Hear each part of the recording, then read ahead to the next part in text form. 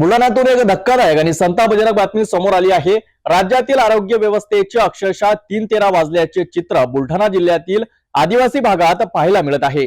संग्रामपूर तालुक्यातील वसाली प्राथमिक आरोग्य केंद्र चक्क 2 शिपायांच्या भरोशावर सुरू असल्याचा धक्कादायक प्रकार उघडकीस आला आहे। या ठिकाणी लाखो रुपयांचा वैद्य औषध साठा जाळल्याचा गंभीर आरोप समोर आल्याने आरोग्य विभागावर प्रश्नचिन्ह उपस्थित झाले आहेत। राज्यातील आरोग्य व्यवस्थेच्या दुरावस्थेची आणखी एक लाजिरवाणी बाब बुलढाणा जिल्ह्यात उघडकीस आली आहे। संग्रामपूर तालुक्यातील आदिवासी व दुर्गम भागात असलेले वसाली प्राथमिक आरोग्य केंद्र सध्या डॉक्टर, नर्स किंवा वैद्यकीय अधिकारी विना सुरू आहे।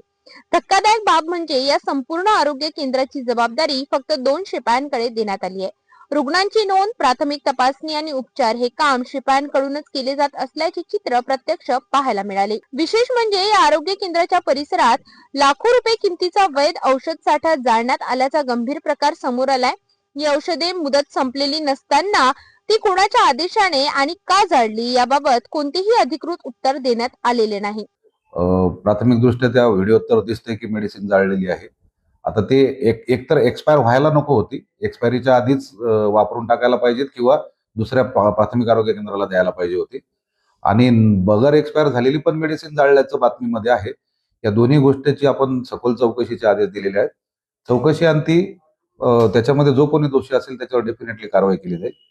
दुसरं सांगायचं म्हणजे हे आउटसोर्सिंगचा स्टाफ आहे, नवीन स्टाफ आहे, यांना तेवढं नॉलेज नाहीये। त्यांच्या ज्ञानात सुद्धा आपण सुधारणा करून याच्या पुढे अशा घटना घडणार नाहीत याची काळजी नक्की घेऊ। वसाली प्राथमिक आरोग्य केंद्राचे उद्घाटन होऊन 1 वर्षही पूर्ण झालेले नाही, मात्र डॉक्टर आणि आवश्यक कर्मचारी कधीच रुजू न झाल्याचा आरोप स्थानिक नागरिक करत आहेत। त्यामुळे आदिवासी भागातील नागरिकांना वेळेवर उपचार मिळत नसून त्यांच्या जीवाशी थेट खेळ केला जात असल्याचे स्पष्ट दिसत आहे।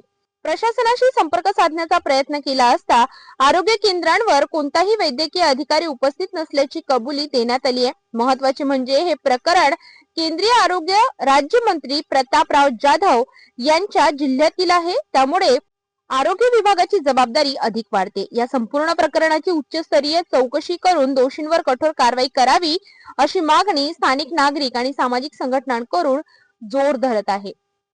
दोन्ही पण वैद्यकीय अधिकारी हे कंत्राटी आहेत, आउटसोर्सिंग याच्या तदर्थ मधले।